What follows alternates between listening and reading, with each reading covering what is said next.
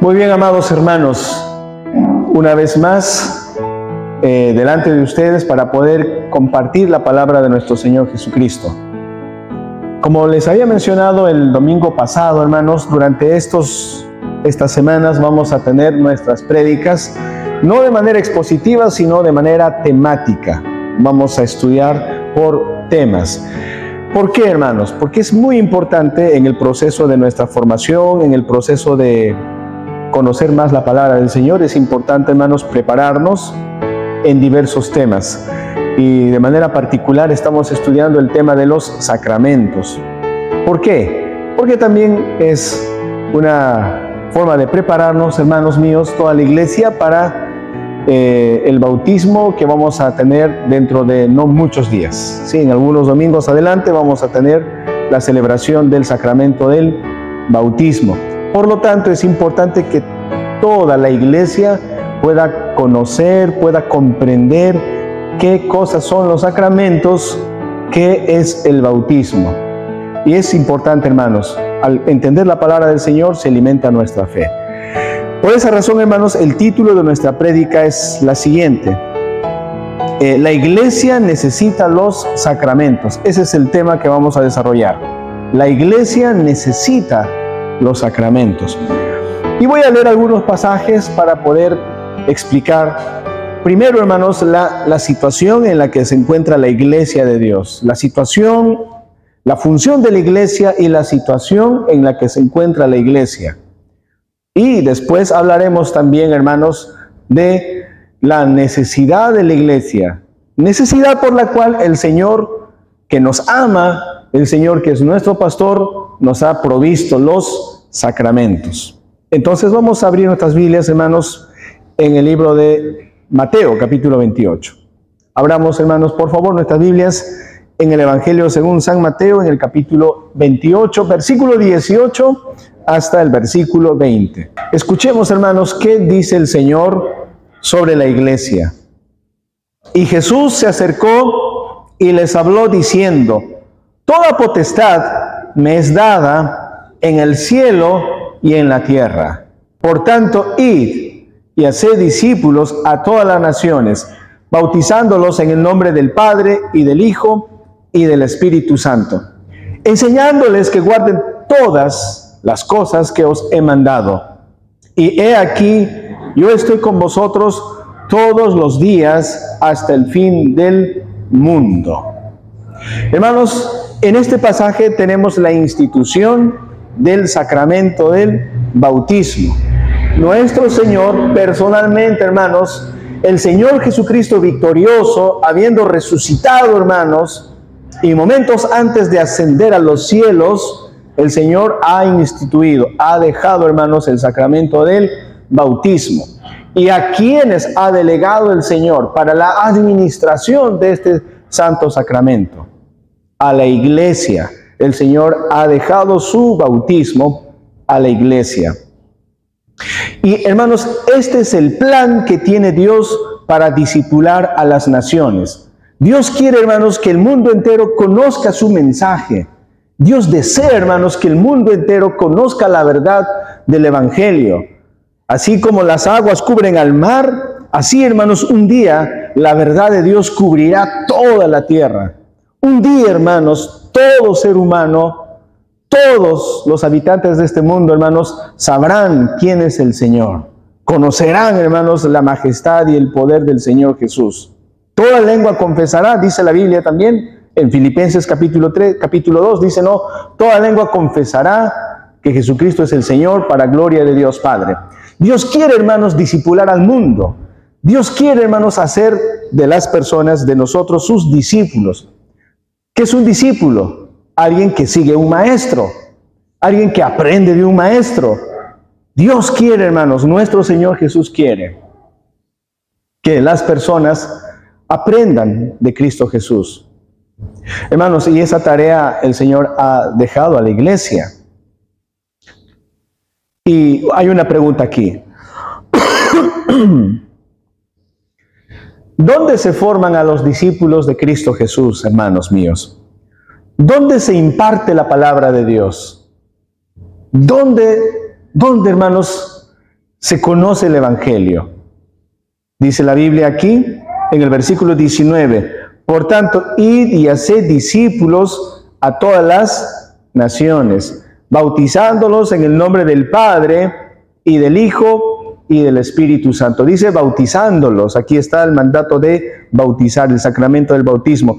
¿Y dónde se bautiza, hermanos? A los discípulos del Señor. ¿Dónde, hermanos?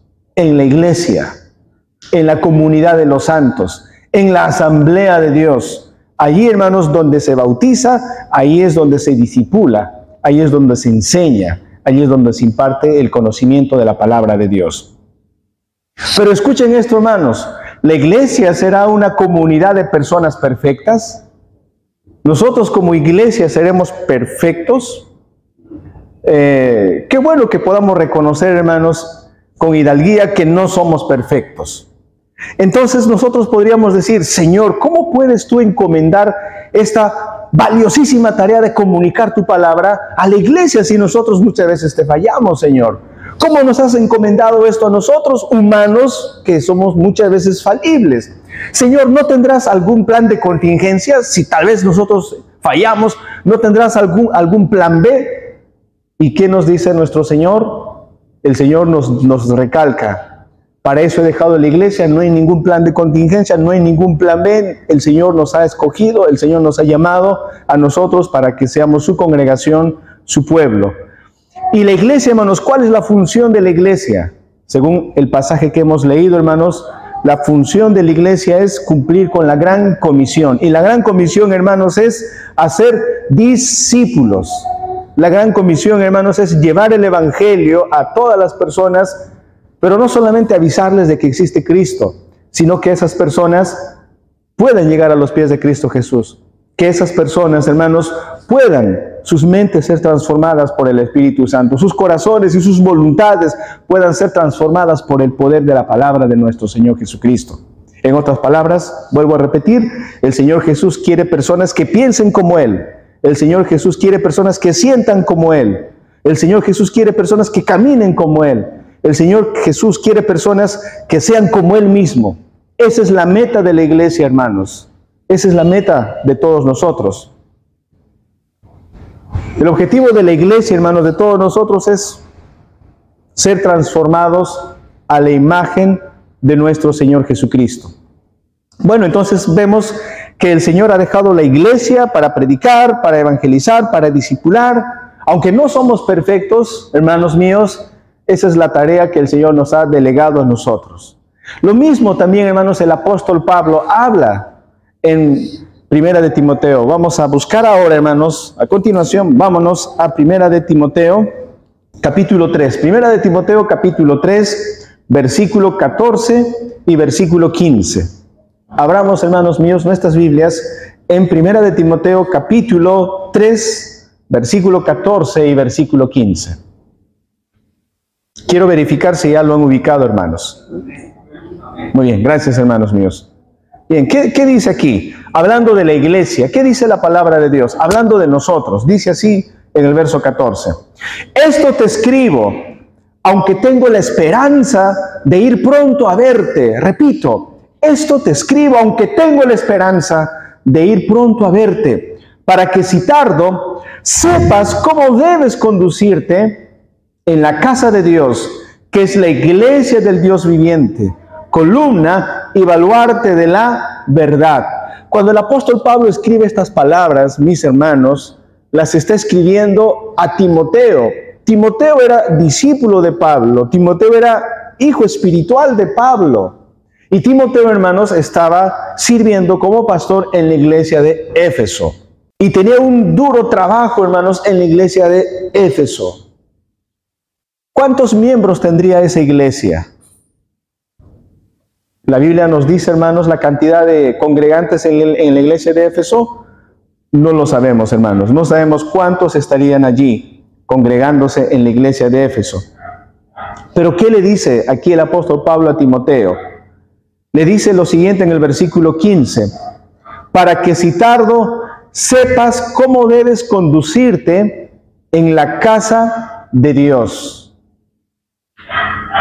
sepas cómo debes conducirte en la casa de Dios. ¿Qué dice Dios de la iglesia, hermanos? Dios, hablando de la iglesia, dice que la iglesia es la casa de Dios. ¿Qué significa casa de Dios? Significa la familia de Dios. Esto es algo precioso, hermanos. Pensando en nosotros, pensando en nuestras imperfecciones, evaluando, hermanos, nuestras falencias, nosotros como congregación local, ¿cómo nos ve Dios? ¿Qué piensa el Señor Jesús de nosotros? Dice el Señor que nosotros somos su casa, que nosotros somos su familia. Es como si el apóstol Pablo le dijera a Timoteo: Timoteo, yo sé que tú quieres desanimarte, Timoteo. Yo sé que tienes un duro trabajo. Yo sé que hay falsos maestros en la iglesia. Yo sé que tal vez porque eres joven te están tal vez menospreciando. Yo sé que tal vez la iglesia está golpeándote al corazón y tú tal vez, Timoteo, te sientes cobarde, te sientes desanimado, porque esa era la situación que estaba viviendo Timoteo. Timoteo estaba propenso, hermanos, a desalentarse. ¿Y quién de nosotros como cristiano alguna vez no hemos sido tentados a desanimarnos, hermanos, de nuestra comunión con el Señor? ¿Quién de nosotros alguna vez no se ha sentido tentado, hermanos? Timoteo se sentía en esa condición y Pablo le dice a Timoteo: Timoteo, mira, yo quiero que tú pienses en la iglesia, en la congregación, como la familia de Dios. Timoteo, cada domingo cuando tú sales al frente y te paras delante de los hermanos, Timoteo, tú estás viendo a la familia de Dios. Tú estás viendo a los hijos adoptados por gracia de Dios. Tú estás viendo a aquellas personas que el Señor ha rescatado y ha pagado su sangre, con su sangre. El Señor ha muerto por nosotros los pecadores. Y esta es la familia de Dios. Este es el grupo de personas que han sido justificados por la gracia de Dios. Este es el grupo de personas a quienes el Señor ha mandado su Espíritu Santo a morar en sus corazones. Y luego dice la Biblia, en el verso 15, para que si tardo sepas cómo debes conducirte en la casa de Dios, que es la iglesia del Dios viviente. Dice que es la iglesia del Dios viviente. Hermanos, recuerden esto. Timoteo, hermanos, había sido educado por su mamá. Timoteo había sido educado por su abuela. ¿En qué fue educado Timoteo desde la niñez? En las Santas Escrituras. Timoteo, hermanos, conocía la palabra de Dios, el Antiguo Testamento, la escritura hebrea, el Antiguo Testamento. Timoteo lo había leído, Timoteo lo conocía bien desde pequeñito, porque su abuela y su madre le habían enseñado. Por lo tanto, cuando Timoteo, hermanos, lee estas frases que Pablo dice de la iglesia, que dice que es la iglesia del Dios viviente, repito, la iglesia del Dios viviente. Cuando Timoteo lee estas palabras, hermanos, indudablemente Timoteo rápidamente, hermanos, piensa en la comunidad de Israel. Rápidamente, hermanos, Timoteo lo puede asociar con el libro de Éxodo. ¿Saben por qué, hermanos? Porque en el libro de Éxodo, Levítico y en Números, la palabra de Dios llama al pueblo de Israel la congregación del Dios viviente, la iglesia del Dios viviente. Imagínense, hermanos, Timoteo está sentado allí y de pronto lee la carta donde Pablo le dice: este grupo de personas, con todas sus falencias, con todos sus pecados, este grupo de personas necesitadas, Dios los ha adoptado. Esta es la familia de Dios, esta es la iglesia, esta es la asamblea del Dios viviente, esta es la congregación del Dios viviente, esta es la iglesia del Dios viviente.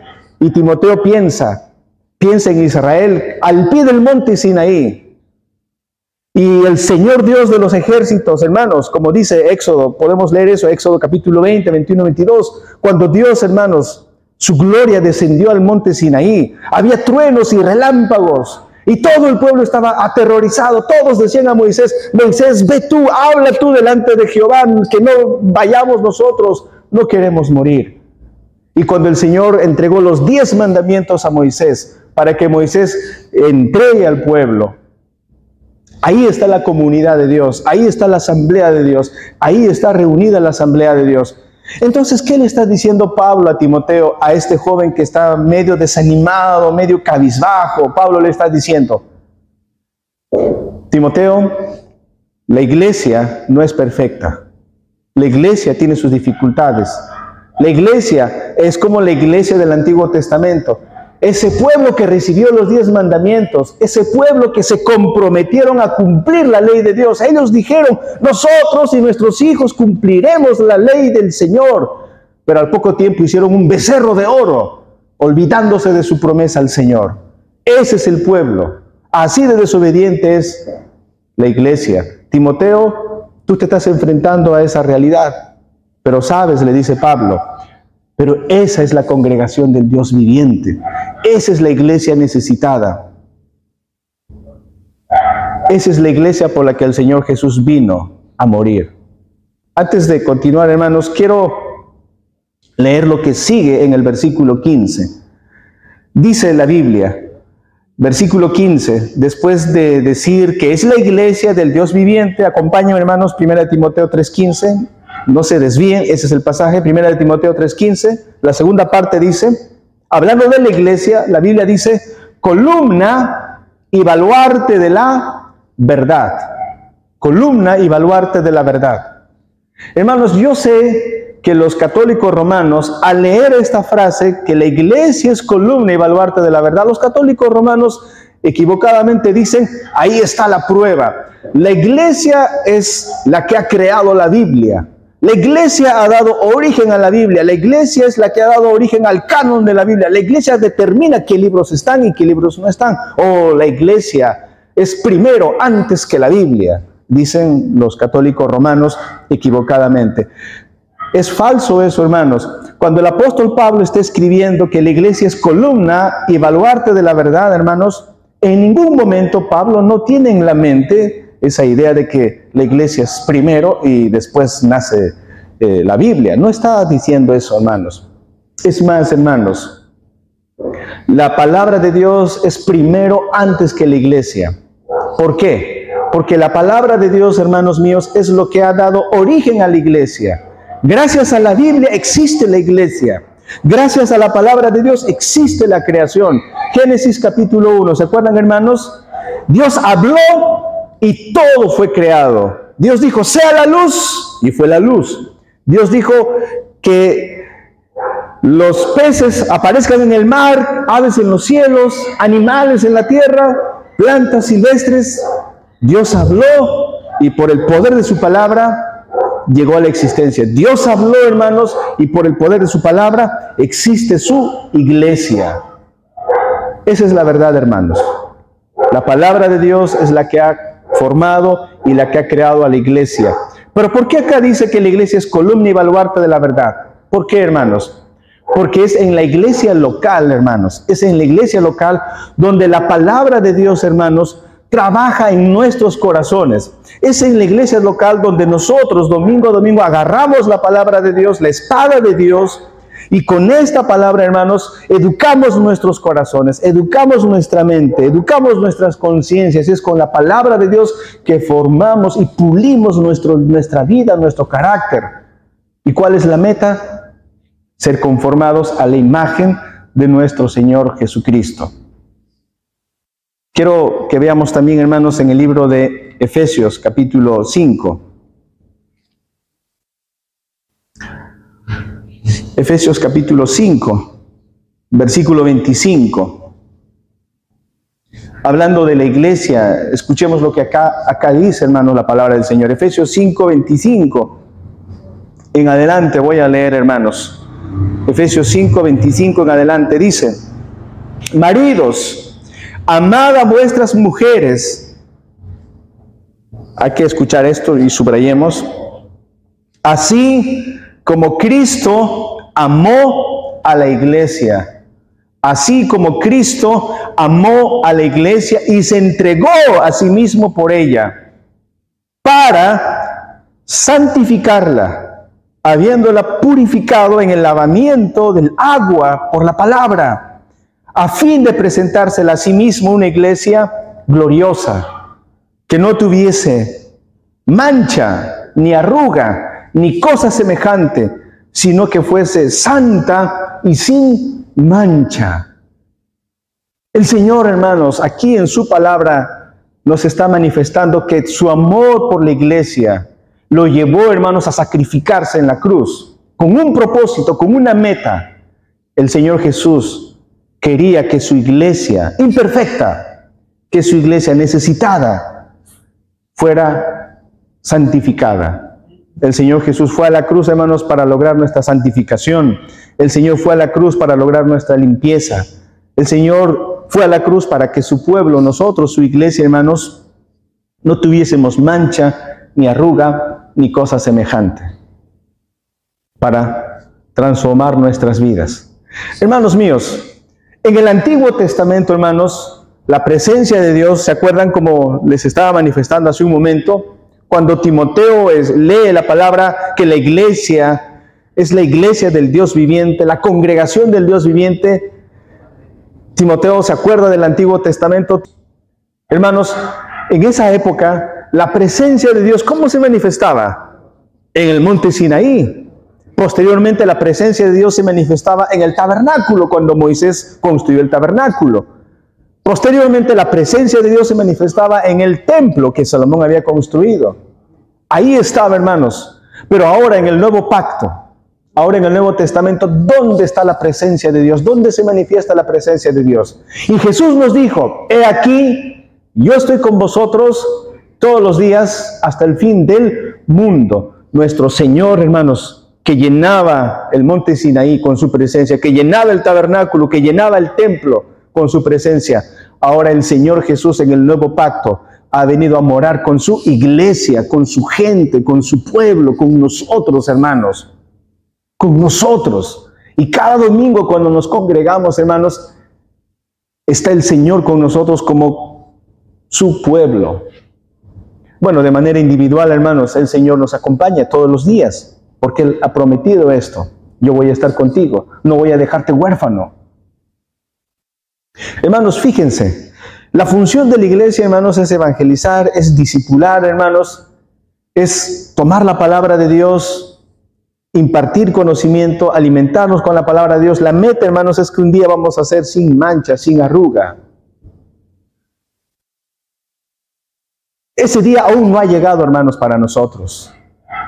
Ese día no ha llegado todavía para la iglesia, pero pronto llegará, hermanos. Pensemos en la boda, pensemos en el matrimonio. Los que somos casados, pensemos en el día en que nos hemos casado. Pensemos en la novia. ¿Cómo se ha preparado la novia para el matrimonio, hermanos? Hay varias exnovias que son esposas ahora. Sí, hermanos, ha sido un tiempo glorioso. En lo humano, hermanos, para nosotros los que somos casados, ha sido un día especial. Ha sido un día glorioso para nosotros. Nada más ver, hermanos, a la novia venir delante del novio. Bien adornada, muy hermosa. Venir a acercarse a la novia. Eso es lo que va a pasar en el cielo, hermanos. Un día nosotros, imperfectos, un día, hermanos, nosotros como su iglesia, estaremos en las bodas del Cordero. Un día nosotros desfilaremos, hermanos, delante de nuestro Señor, sin mancha, sin arruga, sin ningún pecado, hermanos, que nos incomode. Sin nada de eso, hermanos, que nos atormenta. Caminaremos delante del Señor por la obra de Cristo Jesús. Y el Señor Jesús nos recibirá, hermanos, con gozo y alegría. ¿Por qué? Porque Él por eso se sacrificó. Pensemos, hermanos, en nuestra situación como iglesia local. ¿Somos ya perfectos? No. Aún llegamos tarde a la iglesia. ¿Qué tal, hermanos, durante esta semana? ¿Hemos leído nuestras Biblias? ¿O agarramos la Biblia solamente los domingos porque es obligatorio llevar Biblia a la iglesia? ¿Estamos orando, hermanos, en la casa? ¿O tal vez oramos solamente cuando tenemos problemas y angustia? ¿Estamos cumpliendo los mandamientos del Señor? La Biblia dice, si me amáis, guardad mis mandamientos. Oh Señor, te amo. Y hemos cantado hace un momento las alabanzas, y a veces un poco me da vergüenza, hermanos, a veces un poco de temor me da cantar algunas letras de estas alabanzas, ¿no? Por ejemplo, cantábamos al inicio, Él es el Rey de mi vida, y reina con autoridad, Él es el Rey. De verdad, en nuestra vida, Él es el Rey, hermanos. ¿Estaremos demostrando con nuestra conducta que el Señor es nuestro Rey? O tal vez es solamente letra muerta y cantamos y ni siquiera Él es nuestro rey. Nuestro rey es cualquier otra cosa. Nosotros mismos somos nuestro rey. Porque no nos estamos sujetando a la palabra del Señor. ¿Cómo es, hermanos, en nuestras vidas? Entonces, este es el diagnóstico que el Señor Jesús hace de la iglesia. Pero el Señor tiene su meta. Su novia un día va a estar sin mancha, sin arruga. Un día, hermanos, esa va a ser la realidad. Ahorita no estamos todavía así. ¿Cuántas arrugas tenemos como iglesia? ¿Cuántas manchas tenemos como iglesia? Individualmente, ¿cuántas arrugas tenemos delante del Señor, hermanos? ¿Cuánta mugre tenemos delante del Señor? Si el Señor viniera ahora mismo, hermanos, y nos evaluara a cada uno, empezando de mí, hermanos, empezando de mí, porque a quien más se le ha dado, más se le va a exigir. Empezando de mí, ¿cómo estaremos delante del Señor, hermanos? Entonces el Señor nos dice, esta es mi iglesia, esta es mi congregación, esta es mi asamblea. Por esta iglesia yo me he sacrificado, por esta iglesia yo he muerto. ¿Y cómo estamos nosotros? ¿Le correspondemos al Señor, hermanos míos? Voy a seguir hablando más sobre esto, hermanos. Vámonos, por ejemplo, a 2 de Timoteo. 2 de Timoteo, capítulo 4. Versículo 16. Esta es la última carta que el apóstol Pablo escribió en vida. 2 de Timoteo, capítulo 4, hermanos, son las últimas palabras que el apóstol Pablo está escribiendo en vida. Después de esto, hermanos, mandaron matar al apóstol Pablo. Por eso Pablo dice, he peleado la buena batalla, he acabado la carrera, he guardado la fe. Porque Pablo sabe que en cualquier momento viene la muerte. Pero ¿qué dice? 2 de Timoteo, capítulo 4, versículo 16. Hablando de Pablo y de la iglesia, ¿qué dice la Biblia? Voy a leer, hermanos, escuchemos atentamente. 2 de Timoteo 4, 16, dice Pablo, en mi primera defensa, ninguno estuvo a mi lado. En mi primera defensa, ninguno estuvo a mi lado.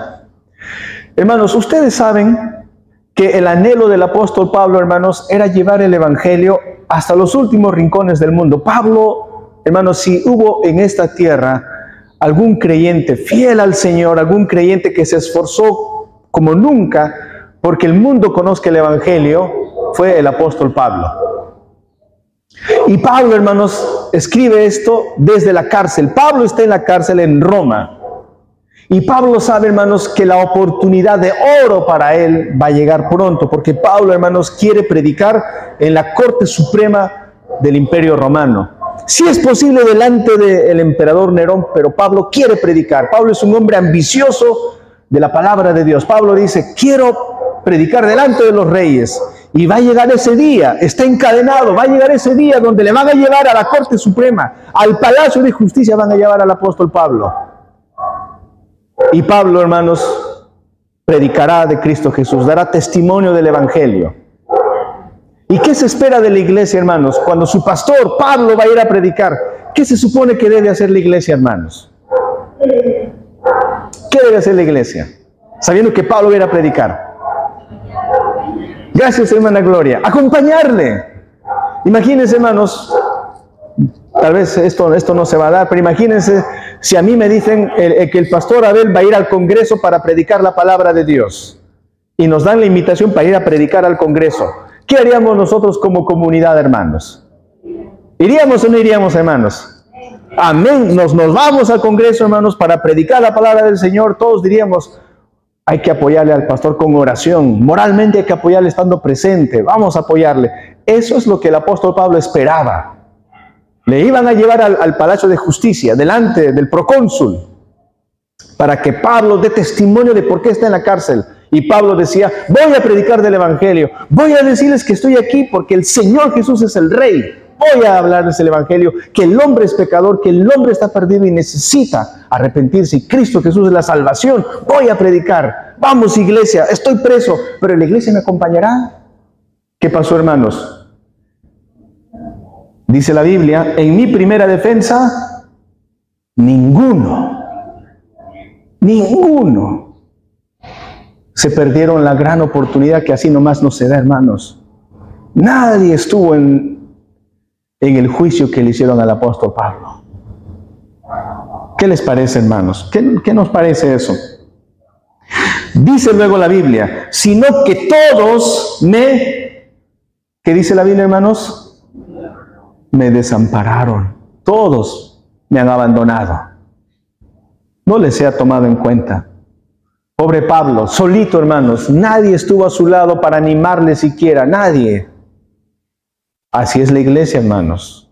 Así fue la iglesia con el misionero, con el apóstol Pablo. Pero en el verso 17 Pablo dice, pero el Señor estuvo a mi lado y me dio fuerzas para que por mí fuese cumplida la predicación y que todos los gentiles oyesen.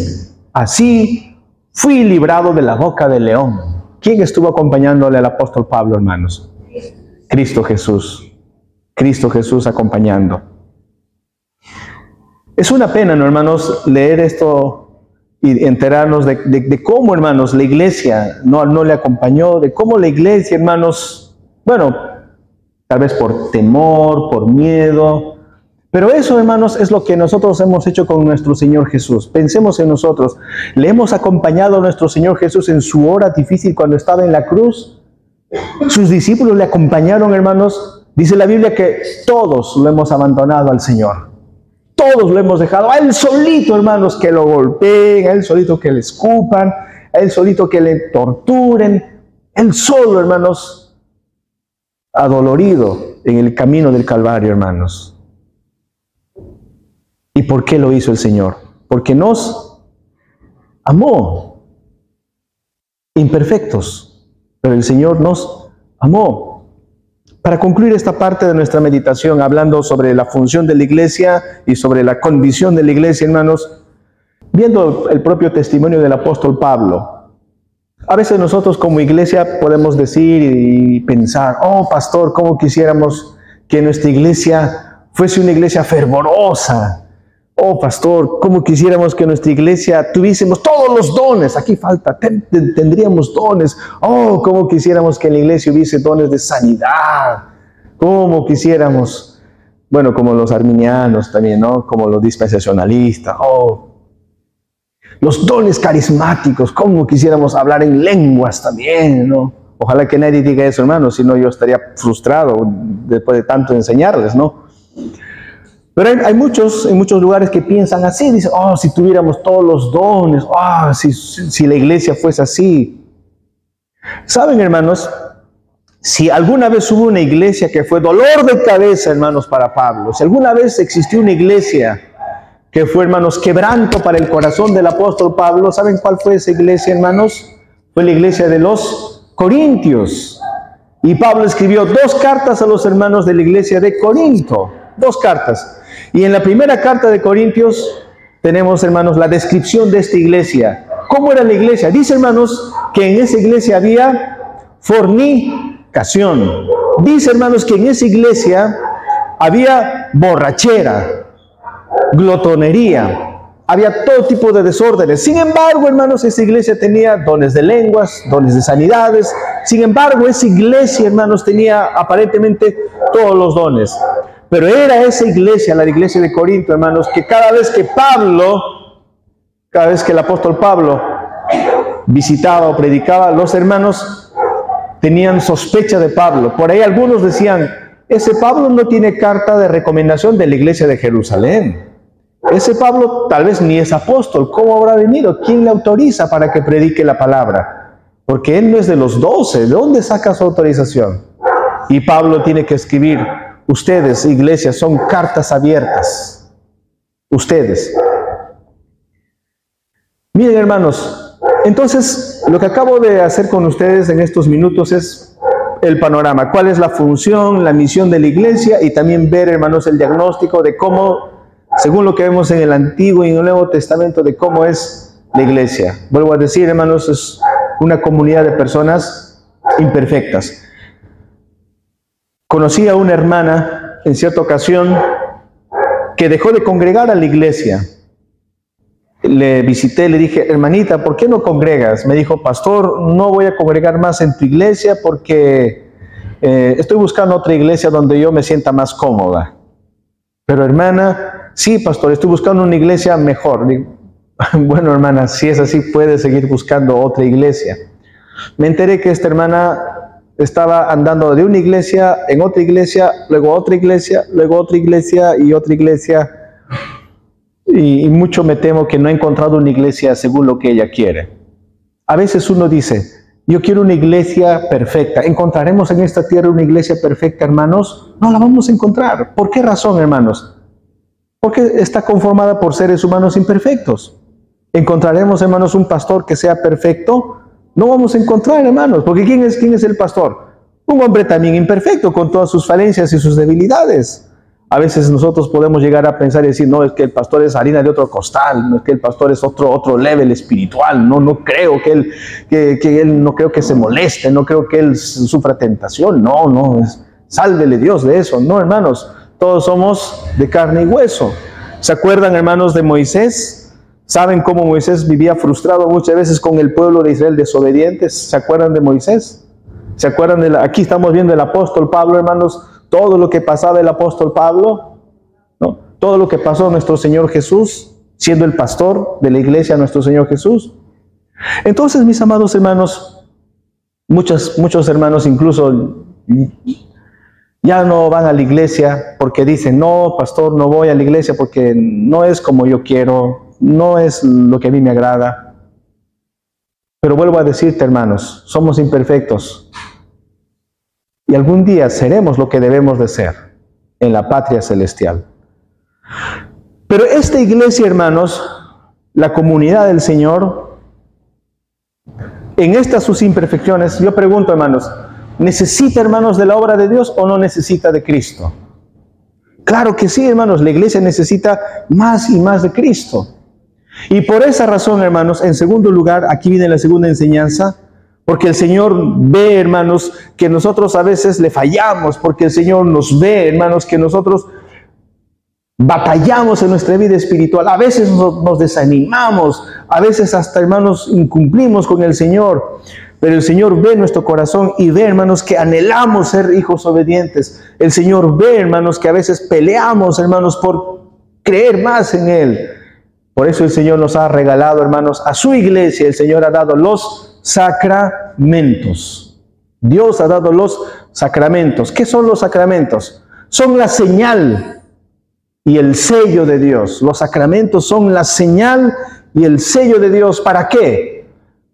Para garantizar, hermanos, que las promesas de Cristo Jesús, que las promesas de Dios son ciertísimas, que las promesas de Dios son verdaderas. Aquí en el boletín, en la primera parte, he puesto un texto que quiero repetir con ustedes. Segunda de Corintios 1:20. Segunda de Corintios 1:20 dice, porque todas las promesas de Dios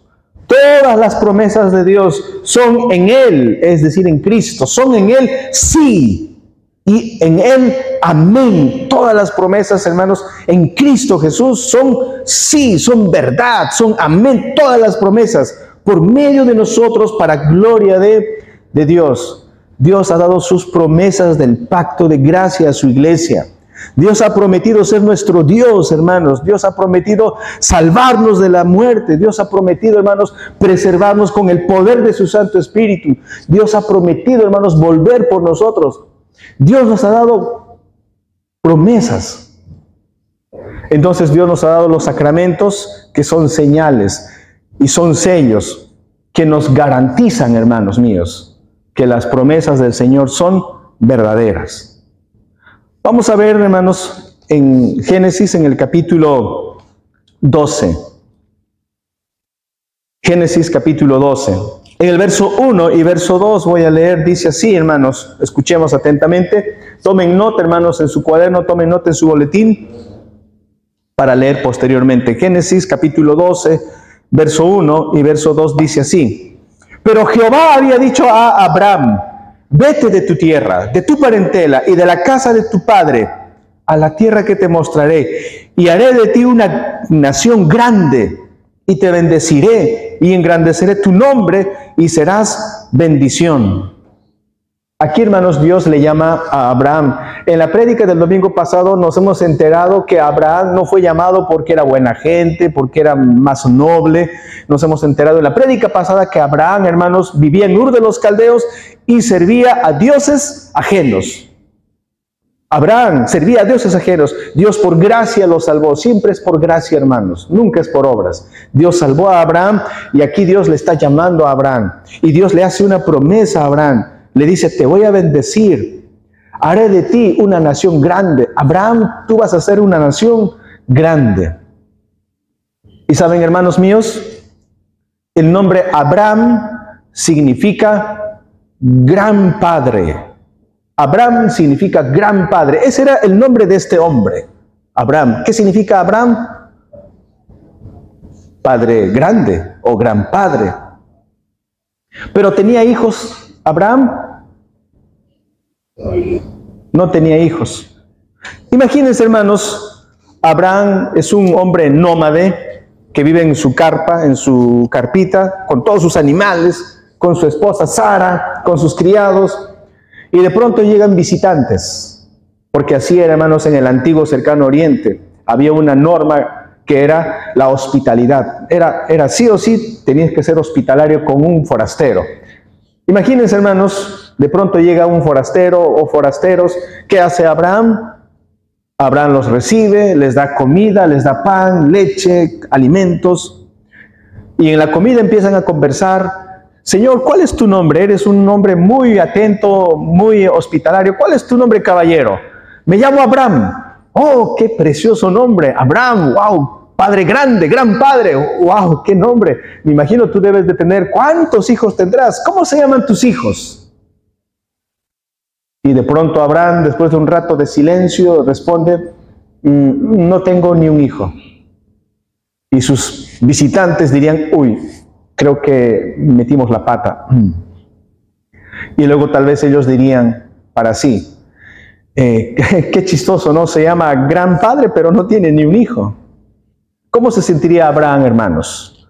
Habiéndole Dios prometido, yo voy a hacer una nación grande de ti, pero no tiene ni un hijo. Es más, Abraham es un hombre anciano, su esposa Sara es una anciana. Pero hay una promesa. ¿Cómo se sentiría Abraham, hermanos? ¿Acaso Abraham no lucharía, hermanos, con su propia fe? ¿Acaso Abraham no sería tentado a dudar? Por esa razón, hermanos, Dios en Génesis capítulo 15 habla con Abraham para formalizar el pacto de gracia. En el capítulo 15, versículo 1 dice, Génesis 15:1. Después de estas cosas vino la palabra de Jehová a Abraham en visión, diciendo, no temas, Abraham, yo soy tu escudo, y tu galardón será sobremanera grande. Aquí Dios le dice, Abraham, no tengas miedo, no, tranquilo, Abraham, yo soy tu recompensa, Abraham, yo soy tu escudo, Abraham, yo Dios soy tuyo. Y Abraham responde en el verso 2, y respondió Abraham, Señor Jehová, ¿qué me darás?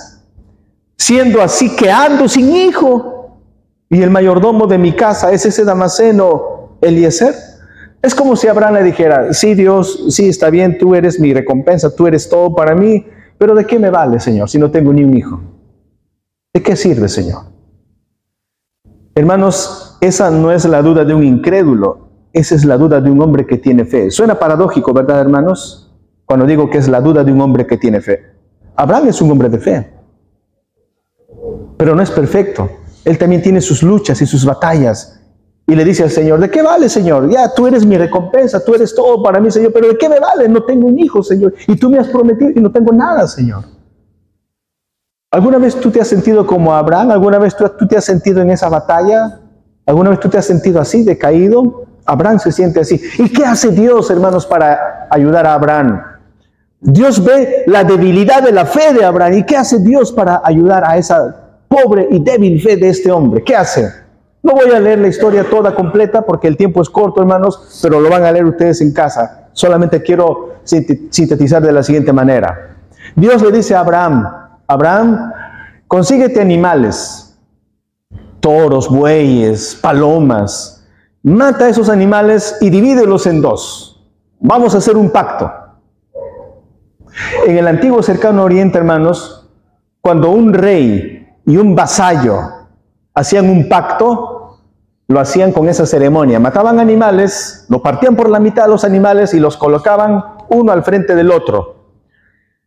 Y el vasallo y el rey tenían que pasar desfilando por la mitad de los animales. Imagínense ese espectáculo, todo charco de sangre, todo, imagínense, parece un camal. El rey y el vasallo tenían que desfilar por la mitad de los animales, así se hacía el pacto. ¿Y qué significaba eso? El vasallo se comprometía a obedecer al rey. Si el vasallo obedecía al rey, el rey le bendecía con mucha recompensa, con protección. Pero si el vasallo desobedecía, según ese pacto, el vasallo moría como esos animales, partido por la mitad. Y la Biblia dice, hermanos, en Génesis capítulo 15, que cuando Abraham acomodó los animales, de pronto vino un sueño para Abraham. Abraham se quedó dormido, hermanos. Y cuando Abraham empezó a tratar de pelear con el sueño, abrió los ojos. ¿Qué es lo que vio Abraham, hermanos? Que pasaba por la mitad de los animales el Señor. Nuestro Dios, en una columna de fuego, estaba pasando en medio de los animales. Y con ese acto Dios estaba diciéndole a Abraham, yo Dios te doy una señal. Este es mi pacto contigo. Yo voy a cumplir lo que te he prometido. Porque hay un propósito para ello. Hermanos, esto no tenía ningún tipo de paralelo con otros dioses ajenos. No hay ningún Dios en el Antiguo Testamento que sea tan compasivo y que quiera ayudar a la fe de sus súbditos. Solo nuestro Dios ha hecho eso, hermanos. Pero Abraham sigue batallando. Su fe es todavía débil. Y pasamos a Génesis 17. En Génesis capítulo 17, Dios vuelve a recalcar su pacto con Abraham. Génesis 17:1 dice así: era Abraham de edad de 99 años. Oh, pobre Abraham. ¿Cuántos años tenía? 99 años. Cuando le apareció Jehová y le dijo: yo soy el Dios Todopoderoso. Anda delante de mí y sé perfecto. Verso 2: y pondré mi pacto entre mí y ti y te multiplicaré en gran manera. Versículo 7: y estableceré mi pacto entre mí y ti, y tu descendencia después de ti en sus generaciones, por pacto perpetuo, para ser tu Dios, y el de tu descendencia después de ti. Aquí Dios está formalizando su pacto con Abraham, y hay una promesa. Dios le dice: yo voy a ser tu Dios, y el Dios de tus descendientes después de ti. Este es mi pacto. Hermanos, por esa razón Dios nos ha dado estas señales, estos sacramentos, porque Dios sabe que nuestra fe fluctúa, que nuestra fe batalla, que como humanos somos tentados a desanimarnos, pero el Señor quiere fortalecer nuestra fe. Para eso son los sacramentos. Y en el versículo 10 dice: este es mi pacto, que guardaréis entre mí y vosotros y tu descendencia después de ti. Será circuncidado todo varón entre vosotros. Repito, será circuncidado todo varón entre vosotros. Aquí la Biblia dice: este es mi pacto. ¿Cuál es el pacto? Y rápidamente dice: será circuncidado todo varón. Está diciendo: mi pacto es la circuncisión. Y esto, hermanos, ha llevado a errores de algunas personas que dicen: oh, entonces el sacramento te regenera, o entonces el bautismo te hace nacer de nuevo. Por eso la Iglesia Católica Romana, cuando bautizan, ellos dicen que el bautismo regenera, bautismo regeneracional. Pero eso es un error, hermanos. Y dicen: no, pero acá dice que el pacto es la circuncisión, que el pacto es el bautismo. Entonces el bautismo tiene poder para transformar el corazón. Eso es erróneo, hermanos. Piensen en esto. Cuando Dios está haciendo este pacto con Abraham, cuando Dios le está dando la señal, que es la circuncisión en su cuerpo, hermanos, ¿Abraham ya había sido justificado previamente?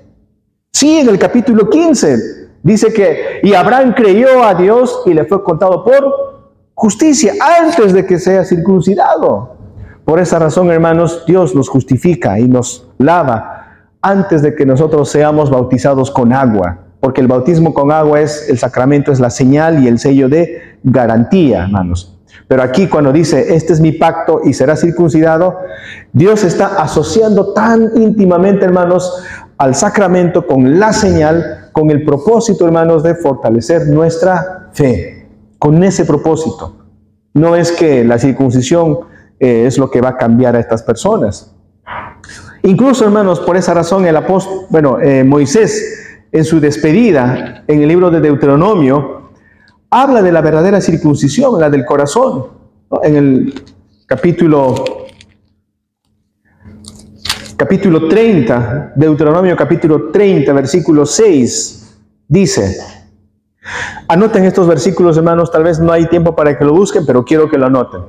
Deuteronomio capítulo 30, verso 6 dice, y circuncidará Jehová tu corazón y el corazón de tu descendencia, para que ames a Jehová tu Dios con todo tu corazón y con toda tu alma, a fin de que vivas. La circuncisión, hermanos, ¿de qué habla? Habla de la obra de Dios que cambia el corazón. Dios es el que cambia el corazón y eso se simboliza con ese acto externo. Es como el bautismo. El bautismo, hermanos, representa la sangre de Cristo que lava nuestros corazones. El agua sirve para lavar. La sangre de Cristo lava nuestra conciencia, lava nuestro corazón. Entonces, hermanos míos, cuando Dios nos da el bautismo, Dios nos da para ayudarnos en nuestra fe, para fortalecer nuestra fe. Dios con el bautismo nos está diciendo, yo te he prometido limpiarte de tus pecados, yo te he prometido perdonarte, yo te he prometido que yo voy a ser tu Dios. Señor, ¿cuál es la señal? Y el Señor dice, para eso está el bautismo. Esa es mi señal y este es mi sello de garantía. Señor, pero yo en mi vida necesito fortaleza. ¿Cuál es la señal? Está la Santa Cena. Miras el pan, miras el vino, alimenta tu cuerpo. Así yo soy el que te alimenta, yo soy el que te fortalece. Por eso el Señor nos ha dado el sacramento de la Santa Cena, para nuestro beneficio.